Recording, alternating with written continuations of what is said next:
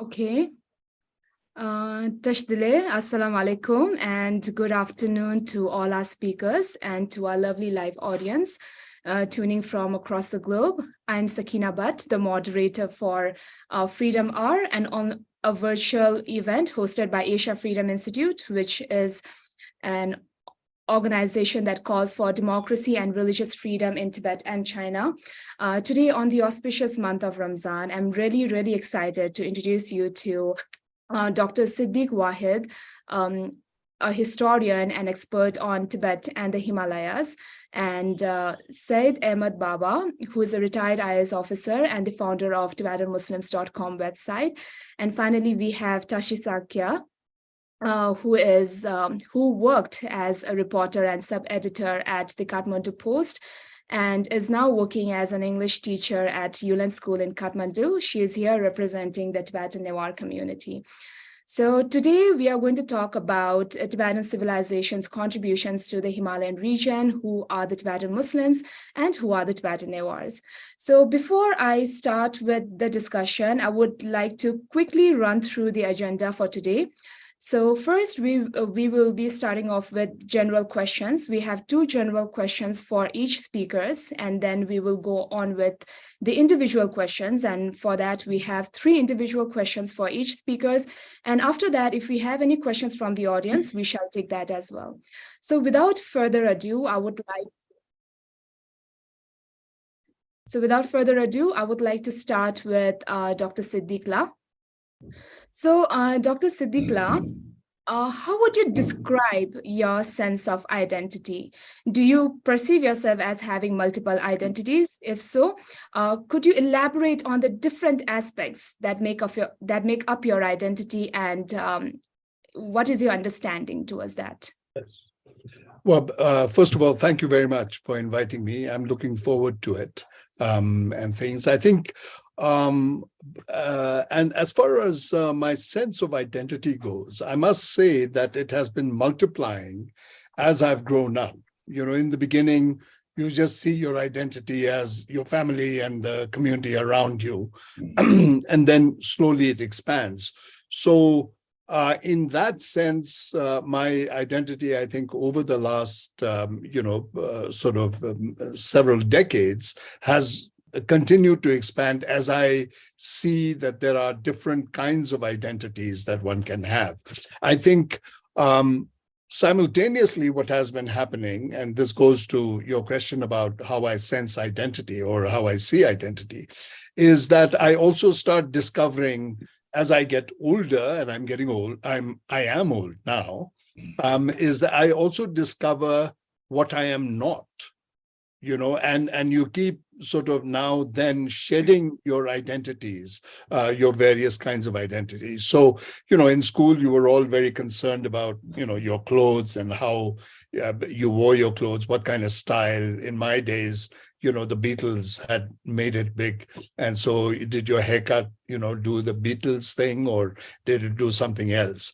Then as you go along, you know, as I went into higher studies, I became known as an academic, you know, and then a scholar of a certain field of study and so forth. You became a professor. And all of these are cumulative identities, you know. But in a sense, I mean, and this is, I attribute a lot to the, philosophies that I have absorbed over the years, is that I began to shed many of these identities, you know, and I discovered that really my hair didn't matter, my clothes don't matter, and whether I was a teacher or whether a professor or what, didn't matter. You know, you just sort of keep shedding, but you know, hopefully one doesn't have to shed everything, because that's a disconcerting feeling. But I suppose in both the Muslim as well as the Buddhist tradition, it is the shedding of your identities that is important, you know, in a sense. But that's a nice sort of philosophical concept. I think it's difficult to do that, you know, from a practical point of view. But as I said, I mean, there are certain things that I have shed, and I guess I'm grateful for it.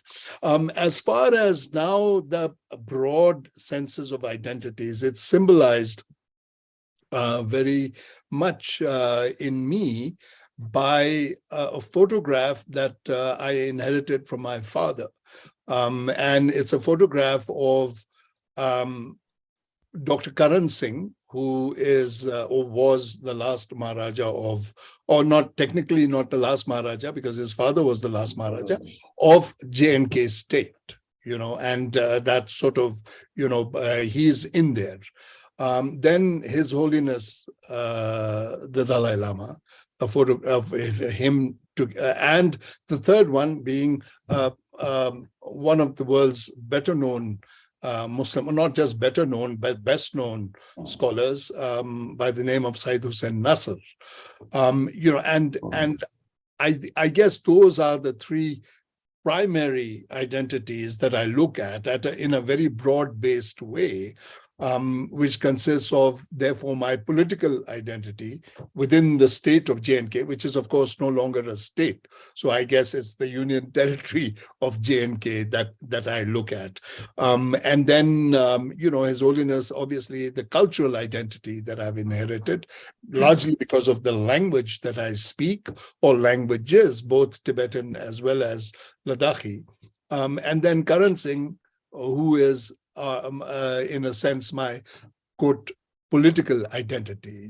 So sort of that's the largest parameter that I can come in. But of course, now that has grown into India, South Asia, and so forth. That goes also. So, anyways, that's a long answer to a short question. I hope it makes some sense. Yeah, it does. Thank you so much, Dr. Siddiqullah, for your really interesting response to your identity. Okay, moving on to Saidullah. Let's hear your perspective. Yes, Sakinullah. Please continue. Yeah, let's hear your perspective. How do you describe your sense of identity? All right. This is quite a complex question. To make it answer in a very simple way, I would say we Tibetan Muslims living in India are legally, we are Indian citizens. This is one important identity. Being in India, we are living here. Second is, as Dr. Siddiq was referring to, the culture which we have for last 60 years in India, and of course in Tibet, was very much Tibetan. Now, culture is also evolving slowly, you see. The culture is the milieu where we live. Our people live in Srinagar, Kashmir Valley, some in Darjeeling, Kalimpong. So the local culture also is very influencing. So we were Tibetan is another culture. Being Muslim is another culture. So it's very interesting. We have multicultural identities which we have. That's not only very interesting, but at the same time, it confuses not only others, but it also confuses you as well. So it's a very common question when people ask, see your name as a Muslim name, but the looks are a bit Mongoloid or a bit Tibetan, a bit Eastern. So they can't have that patience of, they will ask immediately, very indirectly, where are you from? What place you've been? So you have to explain to the stranger, to the outsider, that there is a small community called Tibetan Muslims, and they are Tibetan in culture, but Muslim by religion. So this takes some time. But then in the long coming days, what's going to happen is that this was the Tibetan influenced culture we have. Now, being in India, many of us with the exposure with the Indian culture or different cultures with India, this is going to evolve over the years. So as long as we have this multicultural, we all have to live with this, the duality. It's not very simple for a stranger or outsider to look at you, see your name, and identify that you belong to such and such place. So this multi-dimensional has to be lived with. So this is what our identity is about. Totally, Saidla. I can totally relate that with you, because even I get a lot of questions asking how you are Muslim, whether Tibetan Muslims are Indians or whether Tibetan Muslims are, Tibetans. So we shall delve more into that later, Saidla. Now let's move on to Tashi Sakyala. Tashila, let's hear your perspective on this. Thank you, Sakinala. As I mentioned to Sakinala before, that this is a conversation that we should have had long time ago, right? And this was the reason that I decided to join this forum. To answer your question, when you first asked me, it's going to be about identity, how I identify myself as. I immediately remembered a TED talk that I listened to. It's from a Ghanaian author called Tai Salisi. And she said, "Don't ask me where I'm from, ask me where I'm a local." Similar to that context, I get asked a lot about where I'm originally from whenever I say my name. And it's an arduous task, not for them to understand or even accept for that matter, but it's like shredding myself naked every time, having to explain who I am. Each one of us have different identities. Identities could be family, upbringing, education, life experiences. All of them shape us to become who we are. But today we're talking about identities in terms of race, be it a Tibetan Newar, Tibetan Muslim, or Tibetan Ladakhi, to name a few. But I believe we are more than our nationality. We may have passports, documentations, we pay taxes where we live, have voting rights, but we are more than that. We are about our experiences, our stories, right? So that's why I'm here to tell my story about identifying myself as a mixed race. My mother, along with her 3 siblings, were born to a Newari trader and a Tibetan wife. My father is from Kham and my mother is a Newari Tibetan. Now, my name is Tashi Shakya, after my mother's surname, and I'm married to a Rajbandari Newari. So I get asked a lot if this is my second marriage, considering that I have not changed my surname. So coming back to the question of perceiving myself as having multiple identities, definitely I do. The fact that I have to explain myself, the fact that I belong and not belong to many communities, the fact that I'm resisted and welcome in many communities. So in terms of my identity as a mixed race individual, I would like to give you an example about where I find solace and comfort in whenever I see the various temples in and around Kathmandu. Now there are various temples like the Swambhunath, Baudhanath, the Golden Temple in Patan, and so on. And perhaps this is because temples, the religious areas, have a tendency to blur boundaries, are non-judgmental, are inclusive, and so I find that personally appealing. These temples are the objects, if I may call them for this purpose, that can best define how I identify myself as. Thank you. That's all. Thank you so much, Tashla. And you're right. We should have had this conversation a long time ago, having like diverse Tibetan communities, speakers from diverse Tibetan communities on one screen. Thank you so much, Tashla, for your very interesting response. And moving on to our second general question. Dr. Siddiqla, the Ladakhis, the Tibetan Muslims, and the Tibetan Newars have had this really long and this really special relationship with Tibet and the Tibetan people in terms of its historical culture and economy. Can you share with us your perspective on this relationship and what does Tibet represent for you? Siddiqla, you need to unmute first.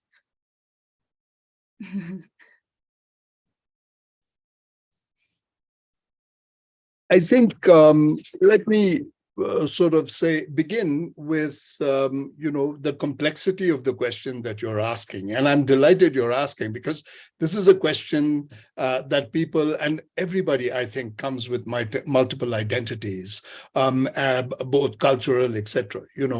And one of the things that we have to bear in mind is that each of these identities is not a watertight compartment. For example, I see myself, as I said earlier, I have a identity which is, from a political point of view, the former J&K state, but obviously I've had to change now my view of that identity, because first of all, the J&K state doesn't exist anymore.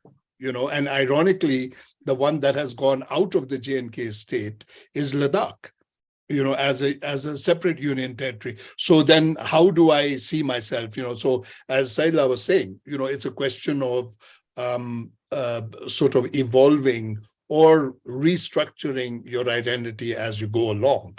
And a long time ago, when I was interviewed for something on a magazine or something, they said, so how would you describe yourself? I said, I describe myself as a very healthy schizophrenic, because of all of them, you somehow have to bottle them up and you have to look at it.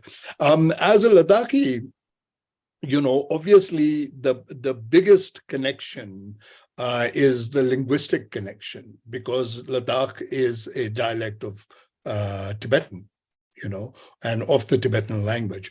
So that is one, and I think a very fundamental one, because your language makes you, and over the years, I think I've gotten to sort of really appreciate knowing my own language, because it can tell you so much about yourself. So for example, recently there was a movement in Ladakh to simplify the Ladakhi language in the written form, and people were surprised because I was somewhat opposed to it, and I was opposed to it because the Ladakhi language is a mix of many languages, in many ways. And there are many borrowed words in Ladakhi that are not in Tibetan. They're obviously, it's base and its syntax and everything is Tibetan, So, but the argument that I made is that Tibetan orthography, for example, is very different. For example, Payata Cha Chaka Chak, it's Chak, but it's spelt Pyak. So why is that change? And it makes it complex, and you have to study these etymologies. Another example is, in Ladakhi, we say if somebody behaves in a strange way or talks very strange, in a strange or ill-mannered way, he says "Chumevikicha." Now if you write it exactly as it's phonetically "cho," maybe it doesn't make any sense, but when you write it is cha sa chos cha dembu and cha naro cho sa chas cho, which means religion, right? And so it is, when you say chumevekecha, you're saying a religious or devoid of religion, adharmic, action or speech or something like that. And it has a lot of meaning. A third one that I love to give you, because I'm very thinking, is, for example, when we make a decision, it says "tha choya" in Ladakhi, in Tibetan, yeah? And in Ladakhi, we say "thakchot," and you can't get a sense of it because "thak" means rope, and "cho" means to cut a rope, but this is an etymology that I'm working on right now to try to understand it and see whether it's the right thing. But I think it comes from the fact that, all the kings before Nyati Tsangpo, which is the overall, Tibetan cultural figure, the historical figure, used to climb up on the rope and go back to heaven, so to speak, and they would not die on earth, However, when Nyati Tsangpo was fighting the demon, Well, as he was going up, the demon attacked him and he started to fight, and he cut the rope accidentally with his sword, and then the decision was made that from then on, the king would be down on earth and buried and have tombs, etc. on earth. So that's how, sort of you can understand something of even the cosmology of your heritage, if you speak, So I think that is one reason why language, I think, is a very important reason. And the other, of course, is the atmosphere and the mood set by Tibetan Buddhism.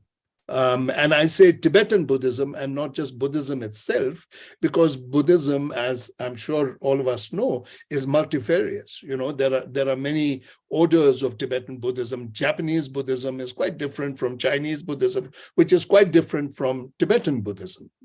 In fact, Tibetan Buddhism in the 8th century consciously chose to be attached to India rather than to China. Because even in the 8th century, there was a pulling towards China under the Tang dynasty that was taking place, So I think that also is, which is why I say Tibetan Buddhism, because it has a uniqueness of its own. It's a synthesized form of pre-Buddhist Tibetan religion and Buddhism as such. So I think that's how I see the identical relationship between that. Buddhism, of course, having come to Ladakh, and therefore Ladakh becoming Tibetanized, if you will, in the 9th century. It's entirely possible that Tibetan Buddhism, Buddhism came to Ladakh before even the Tibetan Empire extended itself in Ladakh, which happened in the 9th century.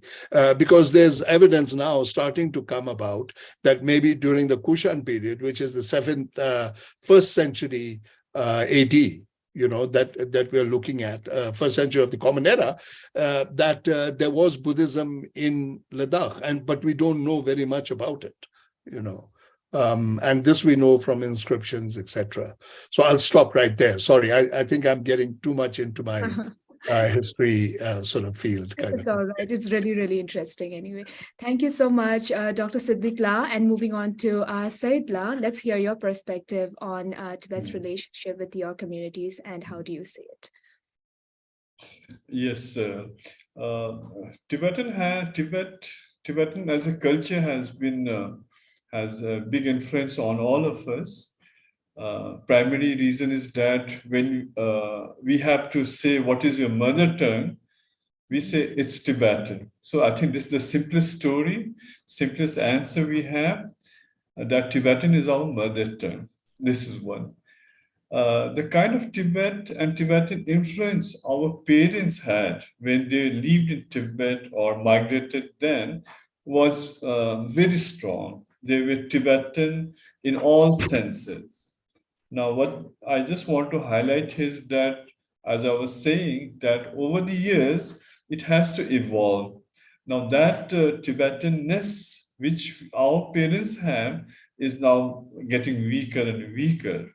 Now, for example, wherever you are living, the local atmosphere, local language will have an impact on you, on your culture. Again, the kind of Tibetan our parents spoke, the words they spoke, a lot of sesha, a lot of honorific. So today, among our community, when we speak Tibetan, many of these words have disappeared now. So our parents spoke Tibetan, which was Ches Tibetan, and which was Lhasa dialect, which the mainstream Tibetans, including Dalai Lama, praise a lot, that these Muslims speak not only Tibetan, they speak such a pure and beautiful Tibetan that he's mesmerized. He tells others that if you want to learn Tibetan, you should learn from the Tibetan Muslims. But unfortunately, now 60 years down the road, it's very sad also when you go and visit the Tibetan Muslim homes. There you find that Tibetan is not the language spoken at home. Some other language obviously has to be spoken. So it's not Tibetan anymore, some places. But then again, it's very heartening. It makes you feel very happy proud as well. When you go to our relatives, our people in Srinagar, there everybody speaks Tibetan, even the young kids are taught Tibetan. So that relationship with Tibet and Tibetan, that has to be very consciously and deliberately preserved also. It's not that we will say we are Tibetan Muslims, but the forces of, economic forces, regional forces, all those forces will have an impact on your link with the Tibet. So at home also it's very important that we are conscious that we are Tibetan in culture, and we must teach Tibetan to our home. This should be our priority as parents. Thank you.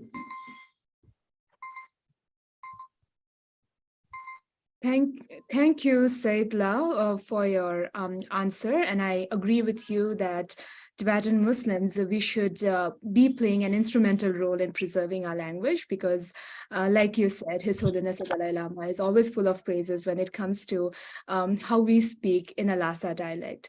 Okay, so let's move forward with Tashla. Tashla, let's hear your perspective. So I'm going to start with the history of Tibetan Newars and their cultural and economic ties with Tibet, right? So I'd like to start by first explaining who are the Tibetan Newars. So they were traditionally known as Lhesa Newa, and they refer to the expatriate Newar traders and artisans who traveled between Kathmandu Valley and Tibet from centuries ago. The history and the relationship actually began in the late 7th century with the marriage of Nepalese Princess Prikuti and Tibetan King Songtsen Gampo. Now the Newari traders, they were exceptionally skilled in trade and commerce, right? So what they did was they brought textiles, gold, silver, rice, petroleum, yarn dyes, sugar, dried nuts, and spices from Nepal. And in exchange, what they took from Tibet is the yak tails, dried cheese, wool, salt, and Tibetan medicinal herbs. These Newari traders also acted as middlemen between the traders. They were also instrumental in creating strong network of the trade routes. They built trading posts, and they also were owners of the rest houses between the trade routes. So they played a significant role in the economic and cultural exchange between Tibet and Nepal for centuries, especially in Nyalam, where my mother was born, and it's a town located near the border between Tibet and Nepal. The Newari traders also played an important role in the cultural exchange in terms of language and customs, even so that they have a unique dialect called the Newari Tibetan dialect. So when I talk to my Newari in-laws, we now realize that so many words and phrases are so similar in that we say mik in eyes, for eyes, we say mik in Tibetan, and in Newari language, they say mika. So there's so many words like that they're so similar. And me and my husband, we always argue because he says that the khapse actually is a Tibetan version of their lakamari. And then I argue that no, the lakamari came from the khapse. So lakamari is a similar sweet khapse-like dessert of the Newari community. So we realized there's so many similarities there, and maybe it is due to the cultural exchanges, right? Now, to answer your question regarding what does Tibet represent for me, and how has, as a mixed Tibetan community, contributed to the greater Himalayan region, in terms of a country as a Tibet, the dictionary definition would be a land of person's birth, residence, citizenship, a political state, or its territory, right? Now, neither am I born in Tibet, nor have I resided there, nor have citizenship there. In fact, none of us do, because we're in exile, right? And that is one key evidence that these documents, as I said in the beginning of the forum, that do not define who we are, right? Tibet for me is my territorial, spiritual, historical identity, my cultural identity. And all of these have shaped me in becoming who I am today, how I identify myself as today. Now, Tibetans in Nepal have in their own ways contributed to the culture and values and the economy itself of Nepal and the larger Himalayan community. One of them, as with earlier speakers discussed, is about the most common thing that Tibetan Newars and the Tibetan Nepalese share is the religion of Buddhism, right? Tibetans living in Nepal also have made various other contributions, such as in art, in decor, cuisine, and the carpets, which is one of the largest industry in Nepal. One of the most notable contributions or examples of Nepalese arts and crafts inspired by Tibet is the Thangka painting, right?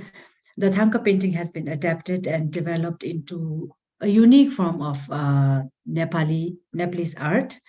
Now, the Nepalese Thangka paintings are known for their intricate designs, details, and bright colors, as well as their depictions of Hindu deities in addition to Buddhist figures. So even in these arts or artistic expressions, we do see the inter-assimilation of these two cultures. Another example of Nepalese arts and crafts inspired by Tibet is the creation of Tibetan-style carpets, right? So the history of Tibetan carpets made by the Tibetans was initiated by the Swiss Development Program, and it's under the names Tibetan Refugees Resettlement Program. So in the beginning, it was launched as a source of livelihood for the Tibetan refugees, and marketing was limited to tourists living in the kingdom. Slowly, it expanded to the international markets in 1964 when the first shipment was made to Switzerland. Now, it's important to remember why I'm mentioning about these economical contribution is that most of these mixed Tibetan Newars, relevant to today's context and discussion, they did not just settle down. It's important to note here that these are the people without any documentation or funds. So they actually started from scratch. The men used to carry a few bundles of rolled carpets on their shoulders, and they used to walk around the Kathmandu streets to sell them, while women used to not just stay at home, they managed the kids, and then they used to spin and dye yarns for the rugs, which was a lengthy and physically difficult work. So coming back to carpets, it's one of the major exports in Nepal, especially in the late 1980s and 90s. In fact, at the peak of 1994, the revenue generated from the carpet exports were nearly $180 million, which was more than half of the total exports in the same year. In addition to all of these, Nepal has also been influenced by Tibetan crafts such as wood carving, metalwork, and jewelry, brocade, silk, and so on. All right, thank you. I guess that's all time I have. Thank you. Thank you. Thank you so much, Tashila. And without further ado, I would like to go on to the individual questions. So, Dr. Siddiqla, the Himalayan region is a home to a diverse range of cultures, and Tibetan civilization has played a significant role contributing to its art, architecture, religion, and language, playing an instrumental role in its history and development. What has been the influence of the Tibetan civilization on the Himalayan region, and how has it evolved in recent times? What changes did China's annexation of Tibet bring particularly to its policy of assimilation and acculturation, and how that has impacted the well-being of the Himalayan people, its culture and economy. Okay. I think that the pre-1950 Chinese occupation of Tibet, we the way to, I think, look at the Himalayan sort of interaction between Tibet and the Himalaya is precisely, as you said, cultural, and religious. The two being slightly different in that the religious would be philosophical, etc. And I believe, as I've looked at it, there are subtle ways it influences the other religions as well. I mean, a lot of my friends who don't know, for example, in the early stages, that I'm, from Ladakh or with a Ladakhi Tibetan. My mother was from Lhasa, obviously, and things. So, that background, my maternal side of the family was in Lhasa. And they say, oh, it's strange that you say that you're from Ladakh, because we sense something Tibetan in your thinking about, in the field of academics and so forth. So I think that there is that influence, obviously, on all of us, as was mentioned earlier. It exists and it's there. It shows.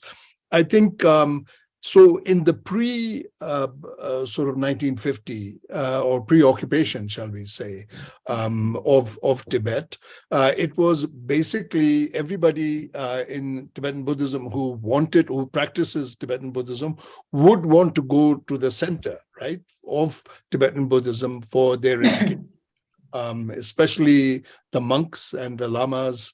Who would go there, and some of them, of course, become very illustrious and come back, to the various Himalayas.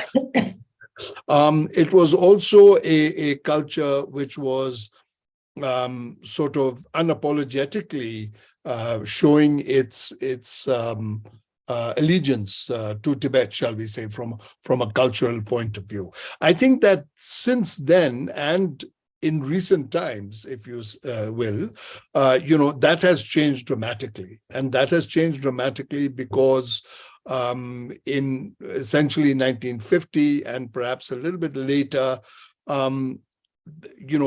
Tibet was annexed, shall we say, and occupied by China.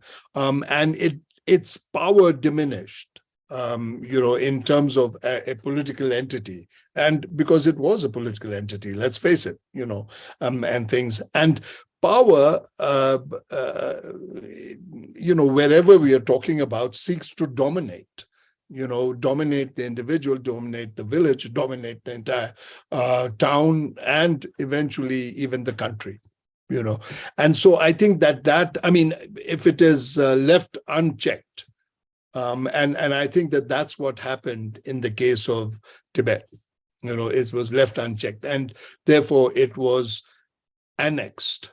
And once you annex it, then you take ownership of it, and its indigenous culture erodes very rapidly, and I think that is what we're seeing. Now, how does it influence the Himalayan regions? It's very, I think, in the most stark way of how that happens is, for example, the implicit ownership. And that translates into even claims to ownership of territory, although there may not be any political basis. So therefore, today, large tracts of Ladakh, for example, have been annexed to China, or to the Tibet. China's now Tibet. It has been annexed to, and for which there is no historical reason, for it to be happened. And I think in slightly different ways, what happened in Doklam and parts of Nepal, I think also, and claims vis-a-vis Arunachal and so forth, are all sort of reflecting that attitude. And I think that that has been the largest sort of thing. The other is also because of the strictness of the Chinese sort of vis-a-vis visits to Tibet and so forth, is that it becomes more and more difficult to go to Tibet. And this too comes in a cycle. So if a person who espouses Tibetan Buddhism is unable to go to their center, no matter what. I mean, it's the territory in which they could, sort of go, then it becomes somewhat diminishes their ability, I think, to evolve and to, sort of get, quite apart from loss of independence, complete. So I think that these are some of the sort of the recent past. I mean, these are some of the influences that takes place. And in that sense, I've been a big advocate of the Himalayan states speaking up, about Tibet and about what's happening in Tibet and so forth. And there's a lot of room for that because of His Holiness's policy is that, okay, so if you want, I mean, I'm simplifying it, of course, but if you want Tibet politically, that's fine with me. But what we would like is true cultural autonomy, indeed cultural independence. Now that, and the Beijing has not been willing to listen to even that concession. And I think that in a sort of explains as to how important it is, for Tibet and Tibetans to get back, Tibetans and Himalayans to be able to go back freely and come and go within the place of origin, so to speak, of their religion, or of the flowering of Buddhism in the Tibetan lexicon. Okay. Thank you, Dr. Siddhitla. Okay, now moving on to Saidla. And so Saidla, when I was in CTA, and I'm sure even you'd agree with me on that, there were so many people, even amongst the Tibetan Tibetan Buddhists, asking me as to how I am a Muslim, right? So Saidla, because most people associate Tibet with Buddhism, so can you tell us how are the Tibetan Muslims a Tibetan? And historically, how were they integral to the main Tibetan society in Tibet? How did this community come into being? And what was its historical relationship with Tibet? Also, could you elaborate on the different subgroups of the Tibetan Muslims? Thank you, Sakilina. First of all, let's see in Tibet and in Lhasa in particular, what were the other groups apart from the Tibetan Buddhists. So 3 groups which we have already seen here: Dr. Siddiq belonging to Ladakhi Muslims, Tashila belonging to the Newas, and we call them Khachars, the Muslims, Newari Muslims or Nepali Muslims, we Tibetan Muslims. Besides, you had Havalingas, we call them Havalingas, they are the Chinese Muslims. And then you have the Siling Muslims, that's another kind of Muslims, I think, associated with China, Chinese proper. And then you have the Xinjiang Muslims, Turkic on origin, and we call them Xinjiang, presently Xinjiang. So Lhasa was like a cosmopolitan where there were many different minorities.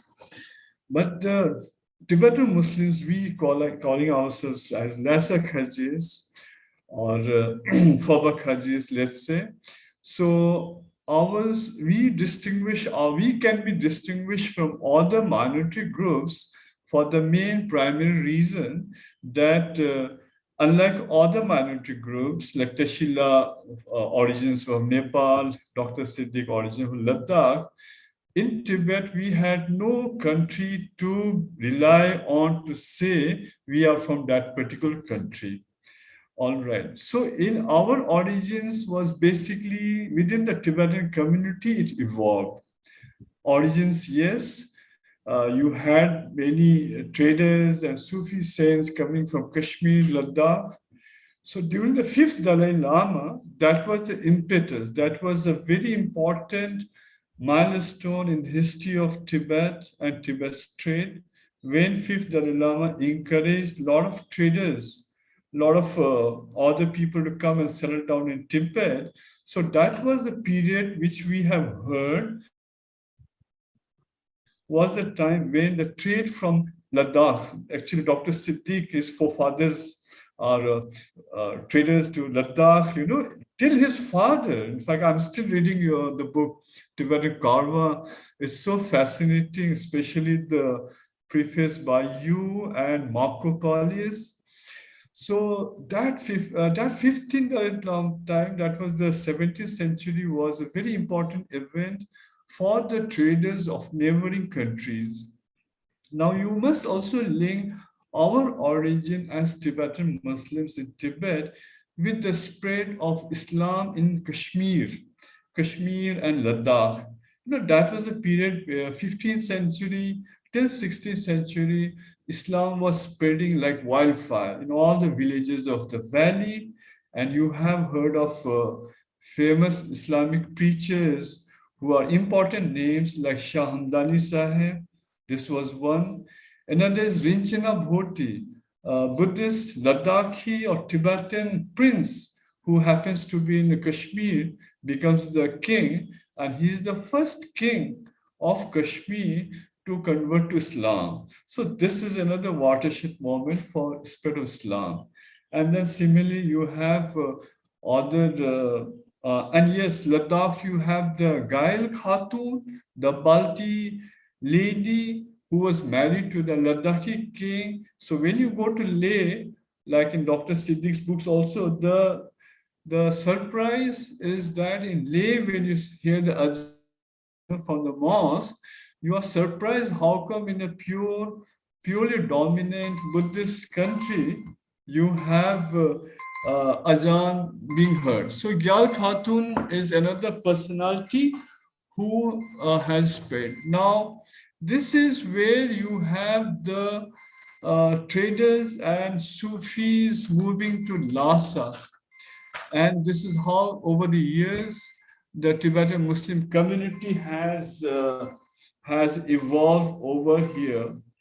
Now, within the Tibetans, again, second part of your question, if I may take a 1 minute more, please. Second part of the question is that, how we became Tibetan. You see, our features are Tibetan, our culture is Tibetan, our mother tongue is Tibetan. And it's so interesting that till 59, the Tibetan government used to impose a tax on every number of females you have in your house to denote, to signify that the female member of your household belongs to Tibetan Buddhists. So for that, you have to pay a tax.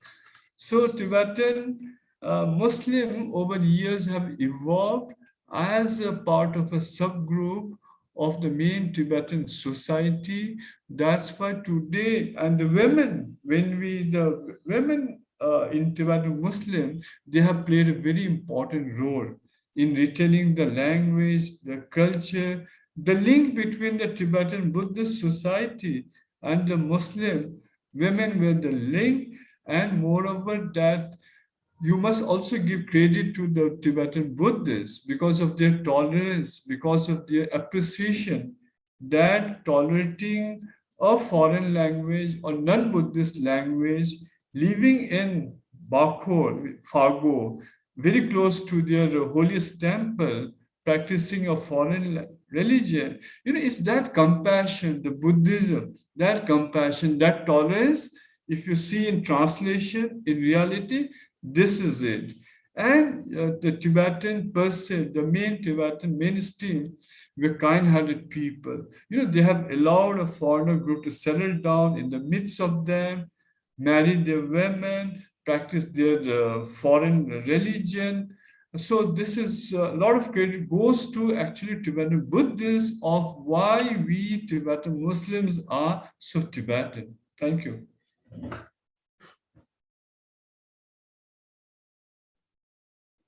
Sakina, you are mute. Yeah, thank you, Saidla, for this really interesting answer. And we are exceeding our time, so I'll just like to move forward with Tashla. Tashla, the Tibetan Newars in Nepal, they have formed an organization called the Tibetan Khazaras organization. So can you tell us a little bit about this organization? What are its activities and how active are they? And what was the objective of forming this organization? Also, can you also tell us the total number of Tibetan population in Nepal? Mhm. Yes, thank you. The Khatara Kidu was officially registered in 1974. It is exceptional in that the name itself implies that it's by the descendants of mixed parentage, namely of Newari traders and their Tibetan wives from Lhasa. And Kidu refers to Kibo means in times of good and Dupo means in times of bad. So the organization is formed to help the Tibetans of mixed heritage in times of good and bad. In contrast to most of the other Kidu systems in Nepal, the Khatara Kidu was established by a group of legal migrants who, after the breakdown of the trade with Tibet in 1960, when the Chinese closed the borders, were recognized as legal citizens of Nepal by the Chinese.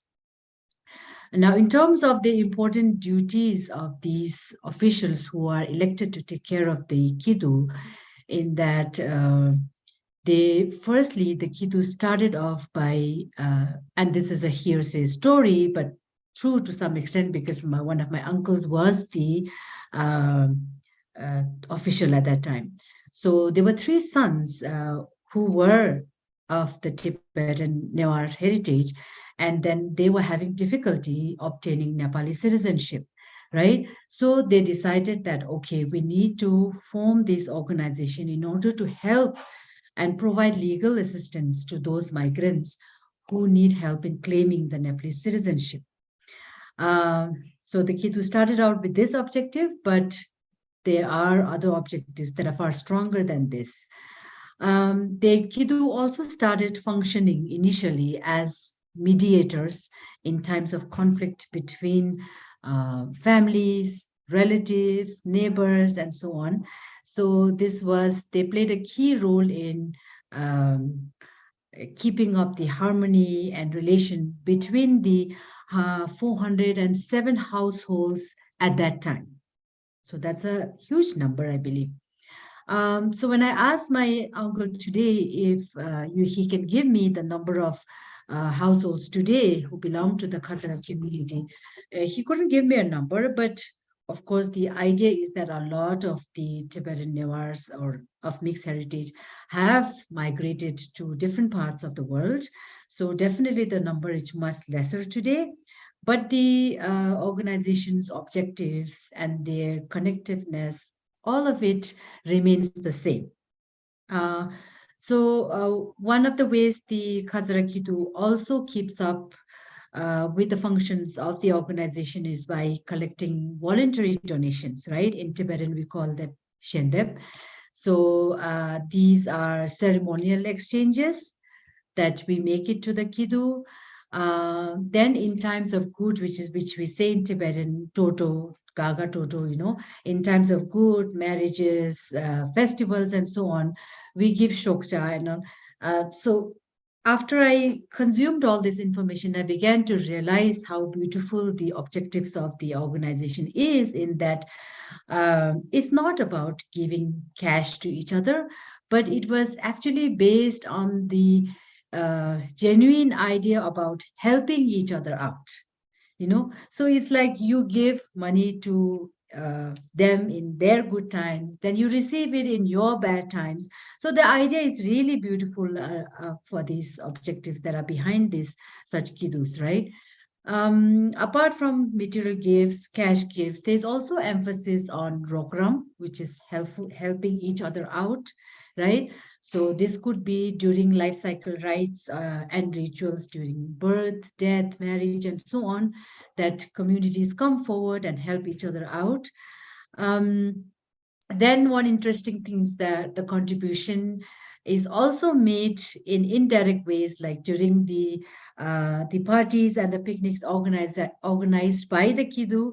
They play cards and they play mahjong and so on. So they give a part of their winning to the Kidu, right? And that is how also one fun way of the Kidu collecting the funds. And so what do they do with all this money? The question arises, right?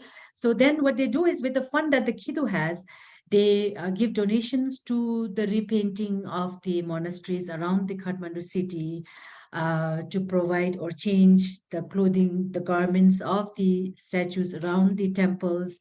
Um, Also devoted to social matters, with providing scholarship to poor children in need. And these do not necessarily have to come from the Kidu itself.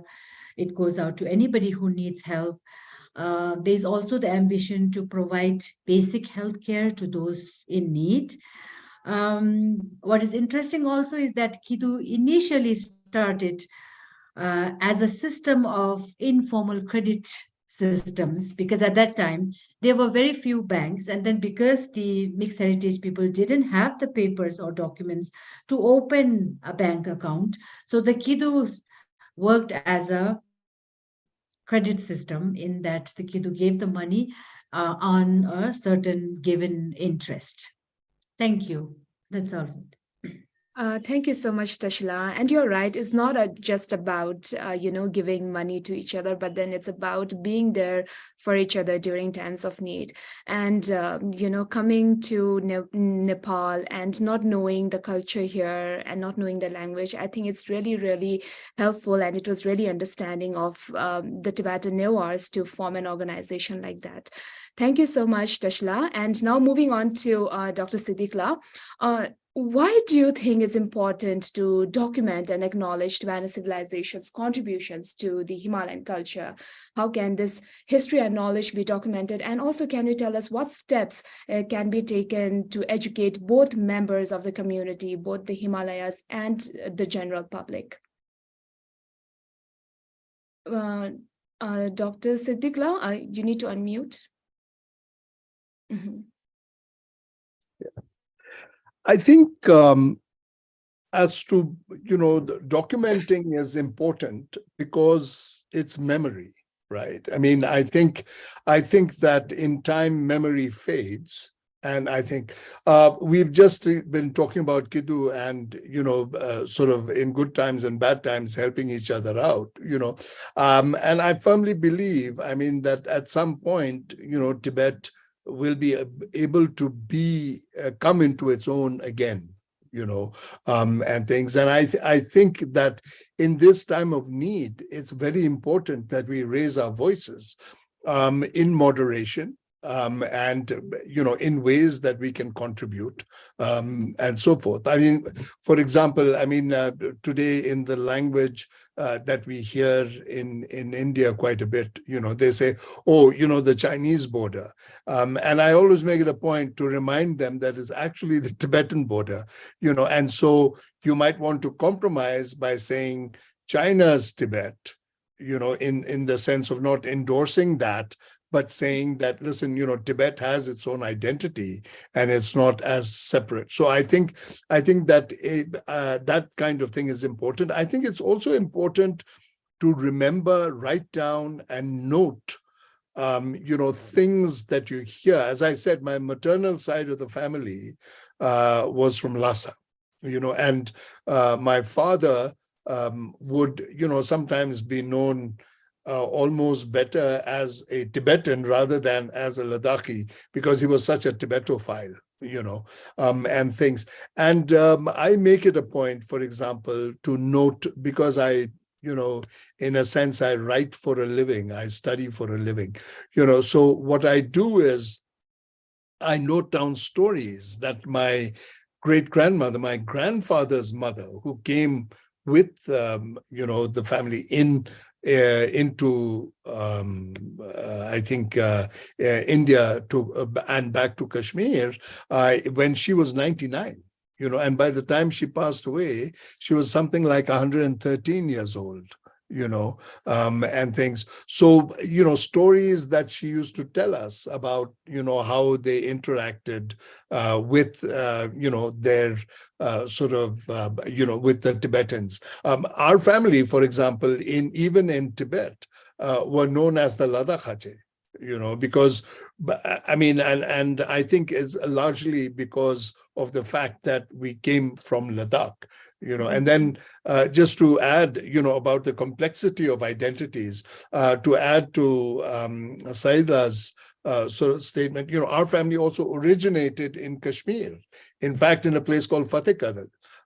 From where the first migration was made to Ladakh in the late 17th, early 18th century. I mean, so it all becomes very complex. And I think that these are important things to note down because I think it's a record and it's a memory of life as it used to be, where identities were not just such strictly drawn compartments, and separated by lines, of control, but rather, we meshed into each other.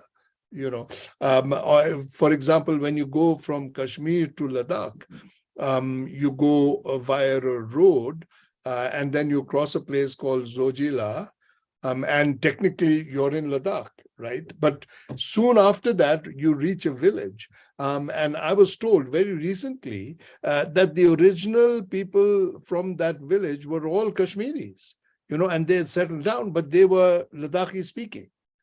So it's these kinds of things that happen. From the north, you have people coming from Baltistan, which, by the way, is another Tibetan identity in a country which is now sort of a Muslim republic, if you will, or whatever, and things. And they are, Balti is Tibetan as a language, yet again, another dialect of it, So I think that one of the things in this whole session that we have not spoken about is how plural, and I think Saidla has spoken about it, I think very well, how plural Tibetan society was. I mean, the minorities were very small minorities, but yet they were, and they thrived, and there was no interference, in how they behaved. And I guess, in a sense, I mean, Tibet was completely feudal, pre-1950. But in a sense, also, it was very democratic, or plural, at least, in allowing them to allowing other religions and other cultures to flourish. So I'll stop at that. Thank you, Dr. Siddiqullah. Okay, so moving on to Saidla. Saidla, how are the Tibetan Muslims preserving and practicing their identity? And what about the younger generation? What is their understanding towards their heritage as Tibetan Muslims? And what do you think can be done to document the history or the heritage of the Tibetan Muslims? And also, what can be done to sustain the ties between the Tibetan Muslims and the Tibetans in general? Before that, let's just touch upon the mainstream Tibetans when they migrated over to India, the sufferings, the troubles, difficulties they had. Our community also went through the same kind of sufferings. Our elders, I still remember my parents, completely an alien country, strange weather was so oppressive. Those who settled down in the plains, language is a big problem. They could not communicate with the people here. And of course, livelihood was one problem. Education was another problem.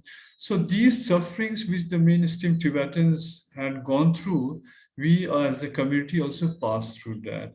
So a lot of credit goes to the elders, our elders and parents who migrated, leaving everything behind, suddenly coming to a new country, although India being origins there. And we came as Indian citizens also, but that difficulty was there.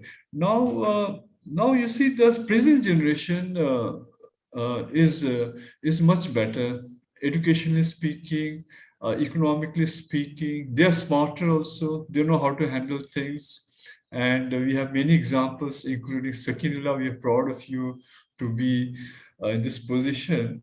So now what is required to help them is that the roots which we have, the legacy, the rich past we had, so much of integration we had with the main Tibetan Buddhist society.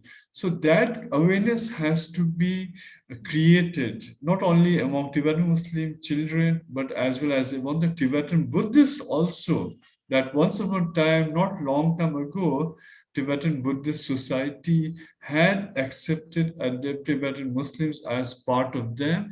These are records in the way His Holiness Dalai Lama has spoken about us, what authors have spoken about us. These have to be reminded. And most important, I was saying at the last question that our identity or our pride of being a Tibetan Muslim is just because we speak Tibetan. The day we stop speaking Tibetan or forgotten Tibetan, that claim of being Tibetan Muslim, that claim of being having come from Tibet will not be strong enough will not be credible enough for people to believe it. So it's important. The mistake today we are making in many homes is that instead of some other language, speak in Tibetan to your children at home, because you don't need to teach them the other language. They will be taught, they will be learned. For example, English. I never went to an English medium school, but today at least I can speak in English. But Tibetan, if you haven't taught him, he or she, your child, will never learn. So this is important. And a little stronger will be that we have schools where Tibetan as a script is also taught. So enroll our children to learn Tibetan script also. It's speaking orally is one thing, but if you have the base of Tibetan script writer, that is much better. So Tibetan script, although this is not very popular everywhere, but then if this can also be introduced in the schools where our children are studying. And most important is that our young generation, they are much better equipped to handle the multiple identities in the career. So I'm very hopeful that they will do much better than the early generation. Thank you.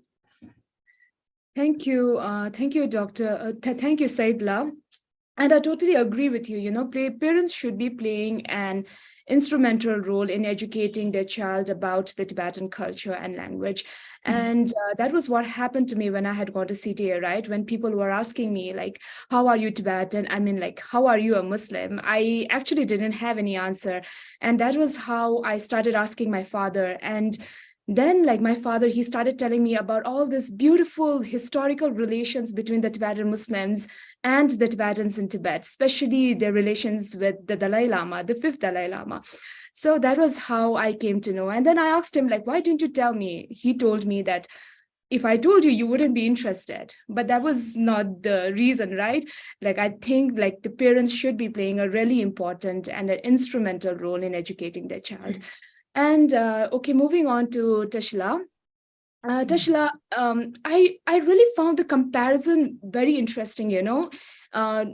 Saidla was telling about how the Tibetan Muslims, they had gone for trade in Tibet. They lived for so many years there, and then married to a Tibetan woman and totally assimilated into the Tibetan culture, except for their religion.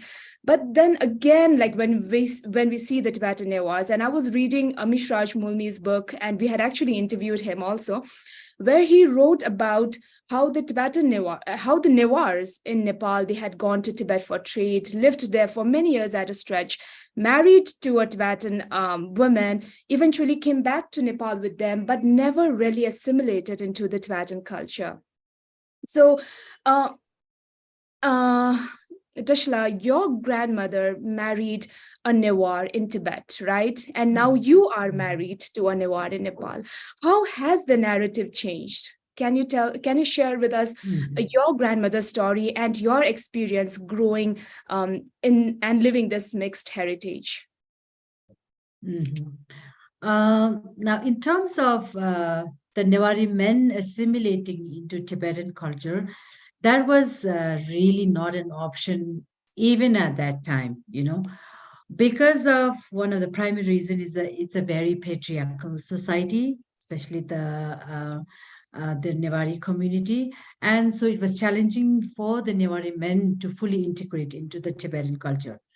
And another example or the evidence is also that today we don't have a female voice when we talk about the mixed race heritage that came from Tibet, right?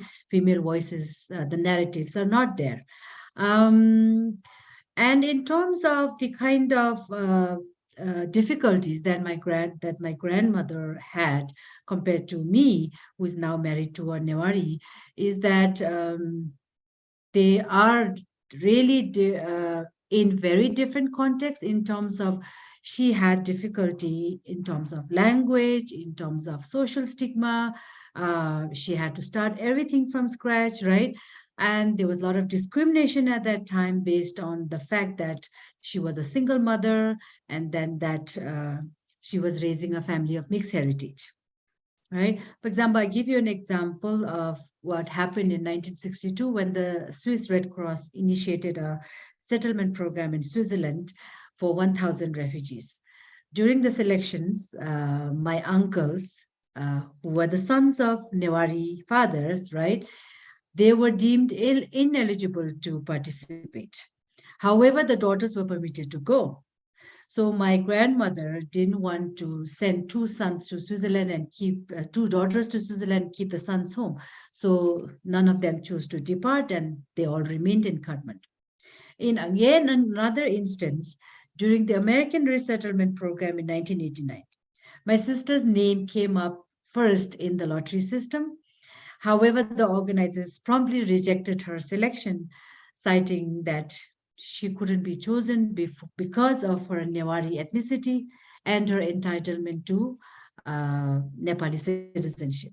So this is just few of the instances how, as a mixed heritage, we not only have to deal with how we identify ourselves with, but also we are in a way losing out so much of our rights. But today, what is more important, we realize all of us are talking about in that responsibilities are more important, right? What we can do for the society, what we can do for the preservance of Tibetan culture, identifying ourselves as Tibetans and so on. So yes, my grandmother went through, it's like we cannot even fathom what kind of difficulty she went through because she was like today they say, single mother, right? So she was a single mother at that time. It must have been, we cannot imagine how she could have explained to her 4 children that your father is here, but not with us, right? That I'm a wife, but he's not accepting me as a wife, So these kind of narratives, imagine how you are going to tell your story, that too in a new setting, in a country that you don't have the language capability. You're living literally in tents, right? So we actually live, my grandmother actually lived on a tree, on a big huge tree, under a huge tree, and that is exactly just in front of that, that's where my father bought the land, and that's where my house is today. So the story comes to a beautiful end in that, they started off as refugees and then they said, okay, I'll buy you this land, and that's where exactly where our house is today. So whenever I think about these things, I feel proud of my grandmother's challenges, and in no way I can, compare my experiences to her, because today we have all the capabilities of, having been to a school or being able to do things on your own, being able to be vocal like this, all these experiences that I have, they didn't have it. So it's incomparable what she went through and what I went through. But having said that, the question still remains if there have been any changes after 60 years since our family settled in Nepal. And the most interesting thing is that I still get asked, where are you originally from? So we're back to the same conversation again. Thank you. Thank you so much, Tashla. That is indeed a really beautiful story. I think it should be turned into a movie someday. And I can totally relate with you because, as you know, that my maternal grandmother, like you, was married to a Newar, and she also went through the similar experience. Thank you so much, Tashla. So moving on to Dr. Siddiqla. Dr. Siddiqla, you've come from this Khwaja family, right? Who were known as this prosperous business family. They used to go for this long caravan journey on a tribute mission to Lhasa from Leh. And they were also known as the Lokchak caravan, right? My pronunciation. Lokchak, yeah. So it was considered a lucrative privilege as they did not have to pay for the lodging, they did not have to pay for the transport to Lhasa and on their way back. And also during the process, they carried their own goods too for trade. So can you tell us about this tradition, this really, really interesting tradition? And also, can you highlight on the historical relations between Ladakh and Tibet? You need to unmute. Let me try to answer the second question first, because it's slightly easier for me, the historical relationship. There are three, I think, very important historical relationship points. I mean, it's a long history, couple of, millennia sort of history. But I think there are 3 points which, we can consider at some length. And first of all is the 9th century, precisely about 850s or so, of the Common Era, when, as I said a little bit earlier, Ladakh became Tibetanized. Until then, we don't know exactly what the language was or how. We are not very aware of it and things, but it became largely Tibetanized at that time. So that, of course, was the first one, the first point of contact. And of course, with it came Buddhism now in perhaps another form, which is Tibetan Buddhism. The other one was in the 17th century, in roughly 1680s and stuff. And during that time, Ladakh, of course, was an independent kingdom in its own right, as was Tibet. And at that point, because of a whole set of circumstances, Tibet allied itself with the Mongol army, and came to invade Ladakh. And Ladakh pushed back, and in the process sought the sought an alliance with the Mughals. So you had the Mongols and who had obviously a huge kingdom at that point, allying itself with the Tibetans. And then we have the Ladakhis allying themselves with the Mughals and fighting each other. That fighting came to an end in about 1685 or so, I believe it was, when a treaty was signed. And so then the independence between the two was signed, and that was that. There were always little skirmishes back and forth about where the border lay, etc., but nothing serious. And then in the 20th century, sort of the first half of the 20th century, when that relationship was cut off, very firmly in the late 1940s, and that happened when the last of the Lochak or tribute missions. It was actually a combination of a trade mission and a tribute mission, resulting from the treaty that happened in 1685, what I just spoke about. So that was it. How our family came to, do that or take on that responsibility was, I think, sometime in the the second quarter of the 19th century, at least from everything that family lore tells us. And it was at that time, until then, there was another family, which happened to be a Buddhist family, who would carry the tribute. At that point, that family, I think, either had difficulties or was not able to carry the tribute and so forth. And so then we were asked to do with one of our trade caravans to carry the tribute as well. And then, of course, as you pointed out, I mean, the tribute actually was very symbolic. And it could be, I interviewed my grandfather who went on the last of the tribute missions, from Ladakh to Lhasa.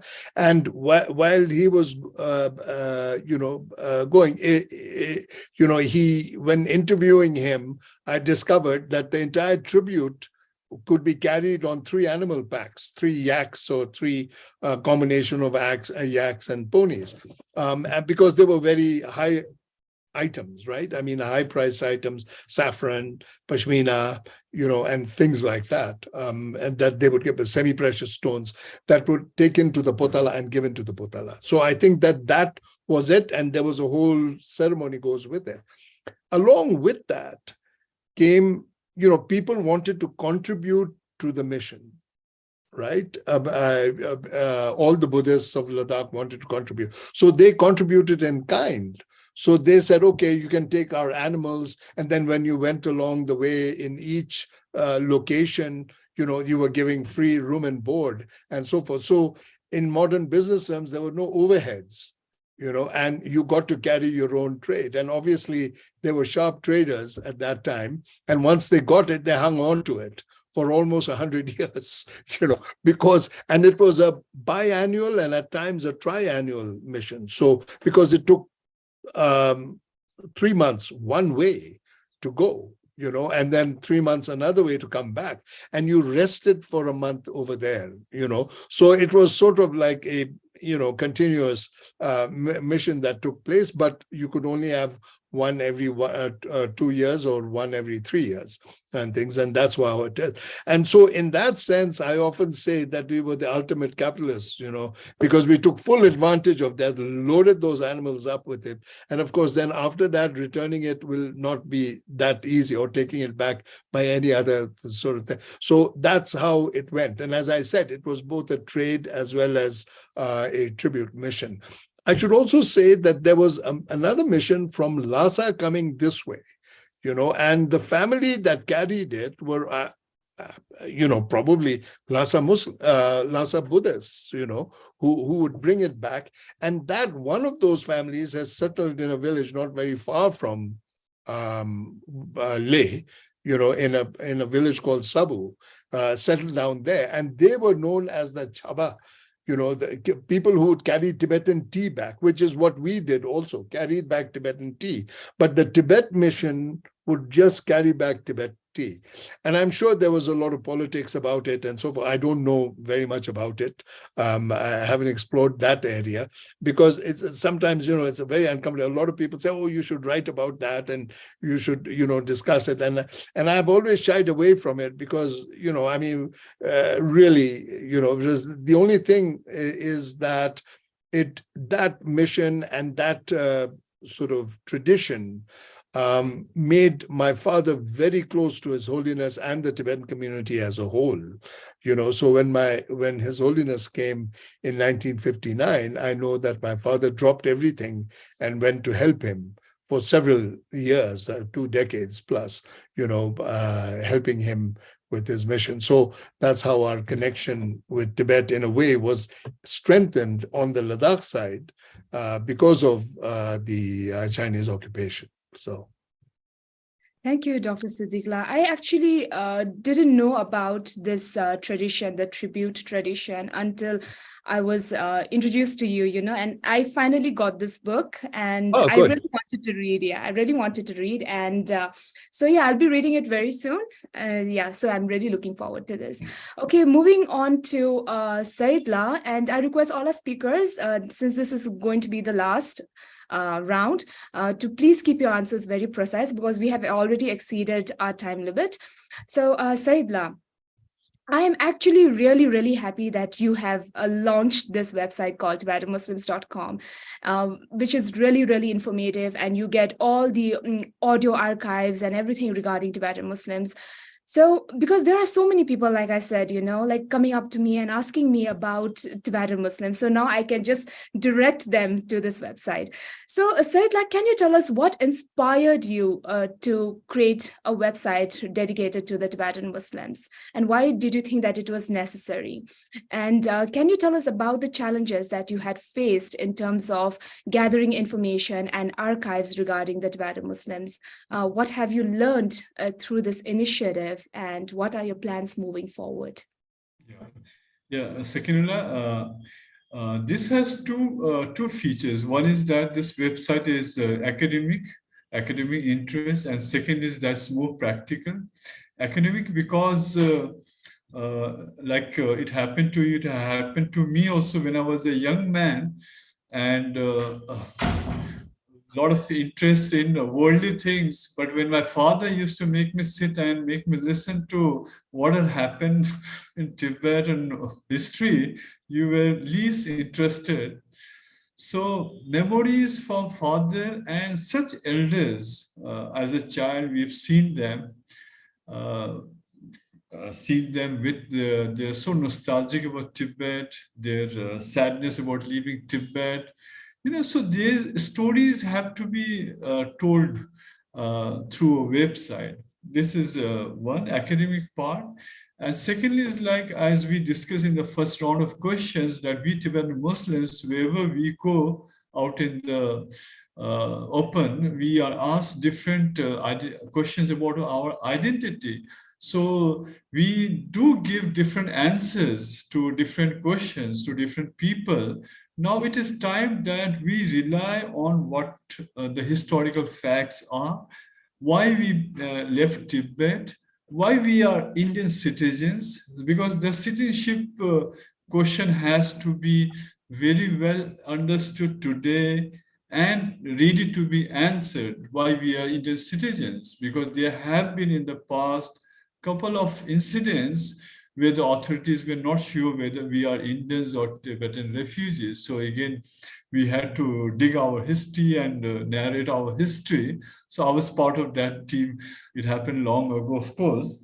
Now, therefore, for all our youngsters, youth, at least they can rely on some document available online and take a copy of it and then make a presentation. So it has that practical purpose as well as academic. But I will again urge, all the youngsters in our community, they should share old photographs and they should also write articles. We can also request our learned friends like Dr. Siddiq, having so much of knowledge. If you can also please, Dr. Siddiq, write a piece, a small article about Tibetan Muslims, and You put it in should. our website. So that will be quite an honor. Tashila also, if you can do that. And this website, it's a very ordinary website. It's a very basic website, except for the fact that long ago, 25 years ago, I was playing with a Sony, what you call Walkman. I bought it secondhand from Kathmandu. I just wanted to play with that, like a kid. So I started interviewing people randomly. So some of the interviews recorded in that Sony, which recently I took it to a shop in Delhi and got it digitized. So these are, it seems it's a mine, it's precious, because then they speak firsthand their experience about Lhasa, and different incidents happen in their lives in Lhasa. So these have to be converted into family stories. So to begin with, this is just a platform open for everybody to contribute, and then we will keep on adding something or the other so that this becomes a useful tool to handle a lot of information, especially our identity. Thank you. Thank you so much, Saidla. And I would also like to request our viewers, if you are interested in knowing more about the Tibetan Muslims, you should definitely log into this website. Okay, so moving on to Tashla. Tashla, can you tell us how are Tibetan Newars preserving and practicing their heritage? And what about your children and the younger generation and their understanding towards their heritage as Tibetan Newars? What do you think can be done to document and preserve and also sustain the ties between the Tibetan Newars and the larger Tibetan community? The Tibetan Newars, as Tibetan Newar, we do place immense importance on preserving our cultural heritage, and we seem to do it actively, but unknowingly or subconsciously, you know. But then when you see the Tibetan weddings, when you go to Tibetan weddings and some of the, it's a mixed heritage wedding, right? So then the Tibetans would come, the other family members would come, or anybody else who's related to the family would come and say, oh, you forgot to put His Holiness, the throne for His Holiness. Oh, you forgot to put this kind of thangka here, you know. So they always come up with ideas to make sure all the necessary demands of the rituals and traditions are there on the stage, so people see it, appreciate it, and so on. So at times, it may sound a little bit nosy of people to do that, but then at the end of the day, when now that we're talking about preserving culture and so on, and I'm thinking about a wedding that I had recently, and I felt how collectively it's such a good idea to have people tell you, advise you, you know, show you how to preserve your cultural identity and so on, even through a small thing such as a wedding, right? Similarly, during a death rite or a birth, somebody's birth at home, we often see, and it comes out unconsciously, as I said before, that people come and do things. They give you shokcha, or they do some, like, they put some butter on your head, or when you take the baby out, they put some coal on your forehead or something like that. And it actually blends beautifully with other cultures too. You know, in Hindi, they say nazar na lage, and so on. It blends beautifully. But then at the end of the day, these, how you do things, the practicing, participating in festivals, or be it establishing a cultural center, or teaching them music, or having Tibetan music being played around in parties and so on, are so important, right? Because then the younger generation, they catch the tune of it. Or simply, we feel like clothing and jewelry or athanka may not be such a substantial thing in teaching them or preserving the Tibetan culture. But then once I remember during Losa, I had put Tibetan jackets for my boys, and I was wearing a chuba. And then I went to the kitchen to cook lunch for the guests. So I changed to my pajamas. So then my sons told me, Amma, is the Losar, Tibet, happy Losar over? So they really associated, you know, the Tibetan clothing with Losar. And then I realized, oh, they do understand the, you know, festivals and so on. If we associate them, teach them this way, like this is the clothing you wear, or this is the kind of things we do, so it makes so much sense, especially for my sons who are the newest generation of Tibetan Newars, right? They are so multicultural, and but the challenge is now on us is that they speak so many languages, they understand so many languages, Tibetan, Newar, English, Nepali. And then now, as parents, when we have to speak something in secret, we now speak in Hindi. So pretty soon, with the all these Bollywood movies around, they may even catch that language, you know. So multiculturalism is beautiful, but at the end of the day, the Tibetan culture and the heritage is at the bigger risk of being, you know, diluted or extinct for that matter. So it is really a bigger responsibility on us to put our best effort to preserve the Tibetan heritage. But at the end of the day, be it a Tibetan Muslim or a Tibetan Ladakhi or a Tibetan Newar, we are all Tibetans first. So I guess the efforts would come naturally, and that's what I believe in. Thank you.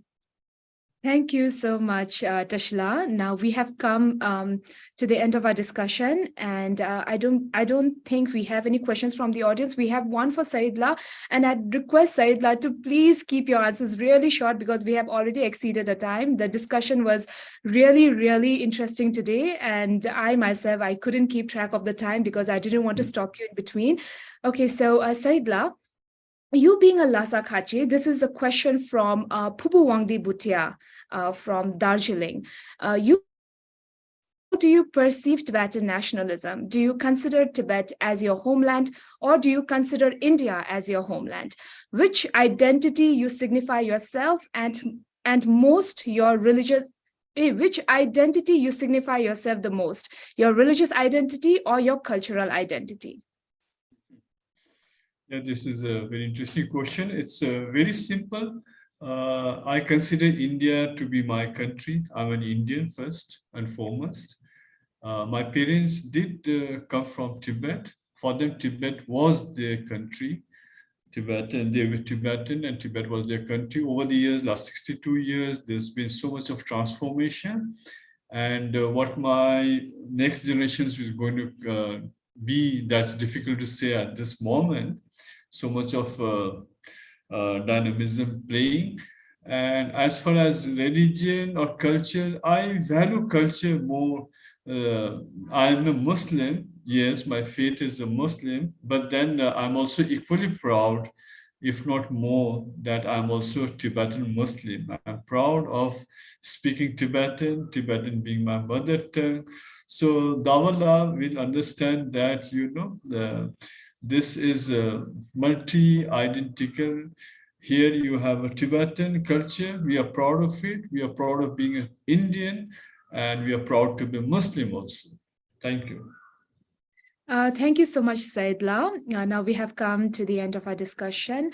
Thank you so much, Siddiqla, for showering us with lots of knowledge about the Tibetan civilization's contributions to the Himalayan region. Thank you, Saidla and Tashila, for letting us know more about your community, Tibetan Muslim community and Tibetan Newar community. It was a really productive discussion today. Thank you so much, everyone. And I'm sure Saidla and Siddiqla must be, you must be in a hurry because today is Ramzan. Wishing you a very happy Ramzan. And I'm sure you must go and prepare for your iftar.